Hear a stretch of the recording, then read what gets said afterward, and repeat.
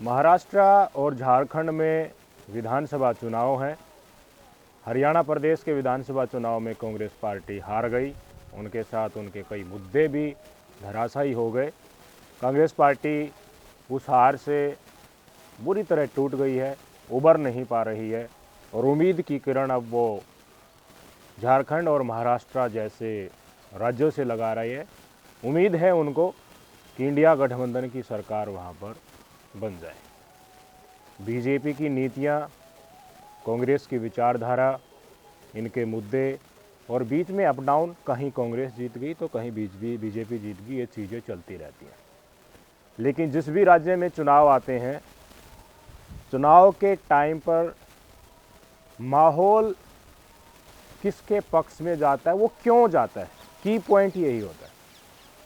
किसी प्रदेश में विधानसभा चुनाव है, दो स्टार प्रचारक आप ले लीजिए, एक राहुल गांधी को कांग्रेस की तरफ से, एक प्रधानमंत्री नरेंद्र मोदी जी को। इनके नीचे अलग अलग लेवल की और भी दोनों पार्टियों के हैं। जिस भी राज्य में राहुल गांधी प्रचार करते हैं, जितनी विधानसभा सीटों को कवर करते हैं, उसके कंपैरिजन में नरेंद्र मोदी जी की विनिबिलिटी, जहाँ जहाँ वो प्रचार करने जाते हैं, नरेंद्र मोदी कहीं आगे नजर आते हैं। तीसरी बार बीजेपी सरकार बनने के बाद भी हरियाणा विधानसभा चुनाव में ये ट्रेंड देखने को मिला। अथाह मुद्दे हो सकते हैं, मैनिफेस्टो आता है, एक दूसरे के ऊपर आरोप प्रत्यारोप होते हैं, लेकिन जैसे ही चुनाव आता है तो दिल्ली से स्टार प्रचारक और प्रधानमंत्री मोदी जी के चेहरे को सामने रखकर जो चुनाव लड़ा जाता है और जब नतीजे आते हैं तो वो कांग्रेस पार्टी हो या इंडिया गठबंधन और भी दल हो, उनकी स्थिति क्या होती है आप हरियाणा विधानसभा चुनाव में आराम से भाप सकते हैं। बैकफुट पर दिख रहे थे हरियाणा में बीजेपी, लेकिन नतीजे कैसे आए, क्योंकि उन्होंने एक एक चीज़ को बैक स्टेप के ऊपर भी मैनेज किया। अब हरियाणा में विधानसभा चुनाव हो चुके हैं, अब जहाँ जहाँ सीटों पर वो हारी है उनके ऊपर भी उन्होंने काम करना शुरू कर दिया है। और जो बीजेपी के नेता पद लेकर बैठे थे लेकिन कुंडली मारकर बैठ गए, मैदान में नहीं गए, उनके ऊपर कार्रवाई भी की जा रही है, उनको हटाया जा रहा है। सारे एक्टिव मेंबर लगाए जाएंगे और ये नहीं कि हम जीत गए ठंड मारते हैं, अब लग जाओ कमाने खाने, अपने कार्यकर्ताओं को भी सौंप दो सब कुछ। वो चीज़ नहीं, वो चीज़ कम ही यहाँ पर देखने को मिलती है। और जो कहावत है ना कि 365 दिन और 24 घंटे बीजेपी चुनाव के मूड में रहती है, देखने को भी मिलती है। इन चीज़ों से कांग्रेस पार्टी या इंडी गठबंधन के और सदस्य जो बीजेपी के कंपैरिजन में कम पड़ते हैं, हल्के हो जाते हैं और उनका ग्राफ लगातार गिरता ही जा रहा है, वो सीख नहीं पा रहे। महाराष्ट्र में इसका एक बड़ा आयाम आपके सामने आज पेश कर रहा हूँ और हूबहू नतीजे आपको 23 तारीख को देखने को मिल जाए तो बड़ा आश्चर्य मत कीजिएगा। क्या हुआ भाई साहब, मैनिफेस्टो जारी किया गया भारतीय जनता पार्टी की तरफ से भी, और जो एमवीए है महाराष्ट्र में, एक तरीके से आप उसको इंडिया गठबंधन कह सकते हो, उन पार्टियों के द्वारा मैनिफेस्टो जारी किया गया। ऐसे ही झारखंड का मैनिफेस्टो जारी किया गया। हरियाणा में कांग्रेस पार्टी ने जो राशि बताई थी उससे कहीं बढ़कर राशि देने की घोषणा महाराष्ट्र और झारखंड में की गई। पहला मुद्दा ये। और दूसरा मुद्दा, एक दूसरे के ऊपर प्रत्यारोप करके जो माहौल बनता है वो आज के दिन खड़ा हुआ है, वो है विचारधारा का। भारतीय जनता पार्टी की हिंदुत्व राष्ट्रवाद की विचारधारा और वामपंथी दलों की कि हम लोकतंत्र के नुमाइंदे हैं, इसकी रक्षा करेंगे, ये वाली उनकी विचारधारा, जिसमें कोई राष्ट्र के खिलाफ भी थोड़ा बहुत टिप्पणी कर देते तो लिबरल जो रहने का एटीट्यूड है वो चीज़ें वहाँ पर देखने को मिलती है। जैसे ही कांग्रेस पार्टी के द्वारा या इंडी गठबंधन के द्वारा या महाविकास आघाड़ी के द्वारा और सिमिलरली झारखंड में भी अपना मैनिफेस्टो जारी किया गया कि हम महिलाओं को इतने रुपए देंगे, बेरोजगारों को हम भत्ता देंगे, इतनी नौकरियां देंगे, तो वो प्रकरण जैसे उठा, उसमें मल्लिकार्जुन खड़गे जी की एक वीडियो आती है जो अपने कांग्रेस के कर्नाटक के बड़ा नेताओं को नसीहत देते हुए नज़र आती हैं कि हमें ऐसे वादे नहीं करने चाहिए जिसके चलते वो पूरे नहीं किया जा सके, जिससे प्रदेश का बजट सहन नहीं कर पाए और सरकार दिवालिया हो जाए और बेइज्जती न हो कि ये हमने मैनिफेस्टो में लिखी थी, हम इसको पूरा नहीं कर पाए। बीजेपी पार्टी ने इस बात को आड़े हाथों लिया, तुरंत इसको पकड़ लिया प्रदेश ही नहीं देश भर में इसको भुनाया। खुद प्रधानमंत्री नरेंद्र मोदी जी ने भी ट्वीट किया इस मुद्दे के ऊपर कि खुद कांग्रेस के लोग अपने मुख से बयान कर रहे हैं। तो आप आज हिमाचल और कर्नाटक की जो हालात देख रहे हैं, पहले फ्री के नाम पर घोषणाएं करके सरकार बना ली, उसके बाद दिवालिया हो रहे हैं, इनके पास पैसे नहीं है देने के लिए, तो और राज्यों में इस तरह के वादे कर रहे हैं तो इनसे सचेत हो जाइए। तो महाराष्ट्र और झारखंड में जो बड़े बड़े वादे इन्होंने पैसे, मॉनेटरी बेनिफिट, फ्री की स्कीम देने के तहत जो घोषणाएं की, उनको भारतीय जनता पार्टी ने अधिकतर, ज़्यादातर बड़ी अक्षमता में न्यूट्रलाइज कर दिया।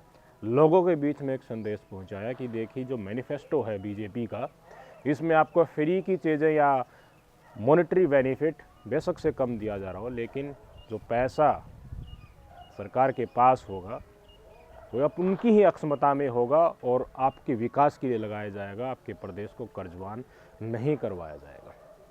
पहला मुद्दा बड़ी संख्या में मैनिफेस्टो को न्यूट्रलाइज करने का चल गया सिक्का भारतीय जनता पार्टी का है। दूसरा आ जाता है राष्ट्रवाद का, हिंदुत्व का। झारखंड में भी आपको पता है कि घुसपैठिए, बांग्लादेशी घुसपैठिए आकर उनके वोटर आईडी कार्ड बनाना, उस वोट बैंक को अपनी तरफ लेना, ये तमाम चीज़ें एक बड़ा मुद्दा बना हुआ है। इसी तरह महाराष्ट्र में हिंदुत्व का मुद्दा है। बीजेपी का हिंदुत्व और इंडिया गठबंधन की एक पार्टी शिवसेना का हिंदुत्व। आप सबको पता होगा कि शिवसेना बाला साहब ठाकरे थे उस समय पर, शिवसेना का हिंदुत्व बीजेपी के हिंदुत्व से कहीं ज़्यादा बढ़कर था। और बाला साहब ठाकरे ने एक बार कहा भी था कि जिस दिन मेरी शिवसेना का कांग्रेस हो गया उस दिन मैं अपनी दुकान बंद कर लूँगा। लेकिन आज समय की नज़ाकत देखिए, शिवसेना ही महाराष्ट्र में कांग्रेस के साथ गठबंधन कर रही है और उद्धव ठाकरे, उनके बेटे आदित्य ठाकरे ऐसे बयान दे रहे हैं जिससे समझ में आता है कि वो मुसलमानों को उनको वोट भी चाहिए। हिंदुत्व की विचारधारा बाला साहब की ठाकरे की जी थी, उनको एक तरीके से उन्होंने ठोकर मार दी है, ये स्पष्ट तौर पर प्रदर्शित हो रहा है। तो यहाँ पे हैवी कौन होगा? फिर हिंदुत्व राष्ट्रवाद की भावना के साथ हैवी होगी भारतीय जनता पार्टी। बटेंगे तो कटेंगे, ये नारा जैसे जैसे चलने लगा संघ वालों के पास भी पहुंचा, आम जनता के पास भी पहुंचा। कनाडा की इंसिडेंट आ गई, बांग्लादेश से इंसिडेंट आ रही है। उन चीज़ों को देखकर आम लोगों ने सोचना शुरू कर दिया कि हाँ, वास्तव में अगर हम अलग थलग रहते हैं, एकजुटता नहीं बनाते, जातियों में बंटते हैं, तो हम कट सकते हैं। एक थोड़ा भय हुआ लोगों के अंदर, उन्होंने एकता की परिभाषा जानने की कोशिश करी।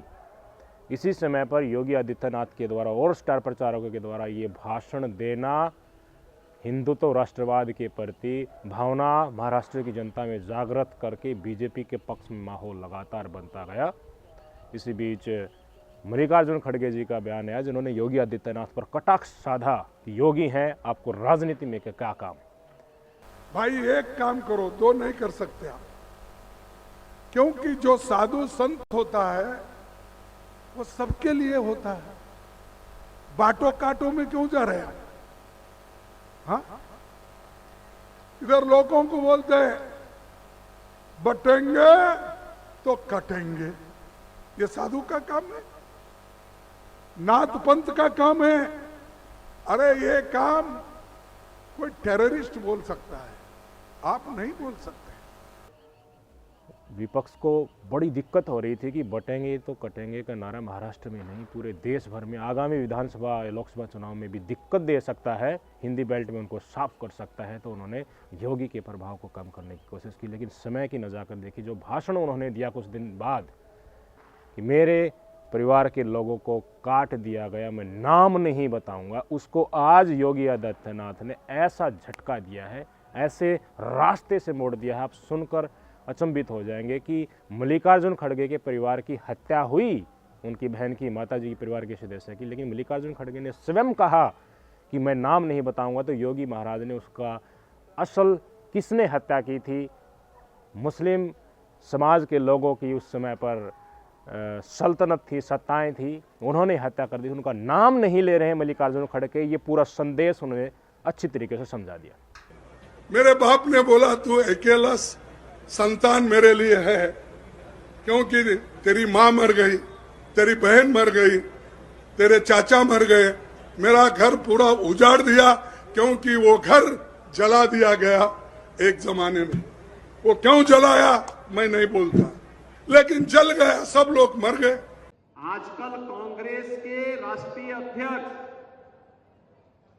श्री मल्लिकार्जुन खड़गे जी अनावश्यक रूप से मेरे ऊपर लाल पीले हो रहे हैं, गुस्से में हैं।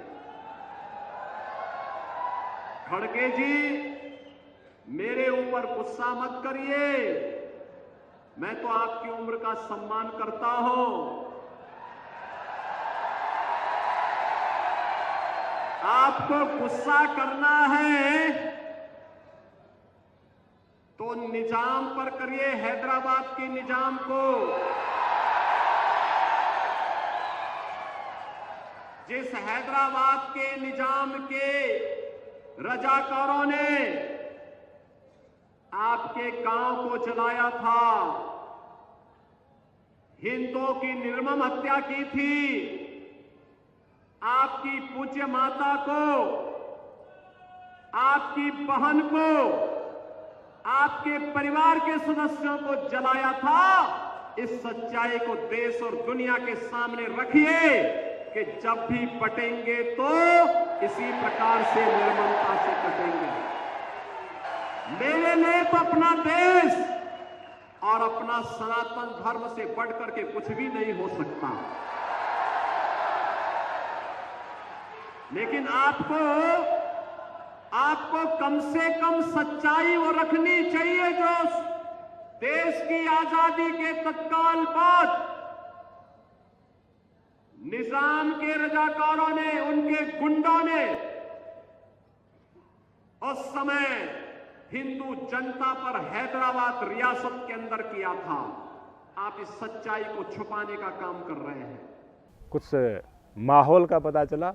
बटेंगे तो कटेंगे के नारा कांग्रेस की भाषा में ही उनके मुख से निकले लफ्ज़ों को ही उनके ऊपर ही थोप दिया और 100% इसका संदेश ये गया है कि मुस्लिम तुष्टीकरण में कांग्रेस पार्टी एवं ये गठबंधन इतना अंधा हो गया है कि किसी की निर्मम हत्या की गई है कांग्रेस पार्टी के अध्यक्ष के परिवार की, तो उनका मुस्लिम समुदाय से संबंध था तो वो नाम भी नहीं ले रहे हैं। इसलिए हिंदुओं संगठित हो जाओ। कांग्रेस और इंडिया गठबंधन किसकी तुष्टीकरण के लिए, उनके स्वयं के परिवार के लोगों की हत्या हो रही है तो वो उनका नाम नहीं ले रहे, तो आम हिंदुओं की हत्या होगी तो वो क्या क्या करेंगे, उस समय पर चुप बैठेंगे या फिर किसका साथ देंगे, आप समझ जाइए। बैठ गई ये बात हिंदुओं के मन में। आज के दिन पानी की तरह चीज़ें साफ हो चुकी हैं। महाराष्ट्र में भारतीय जनता पार्टी यानी कि एनडीए गठबंधन इंडिया गठबंधन से विचारात्मक तौर पर इलेक्शन उठाने के तौर पर कहीं आगे नजर आ रहा है।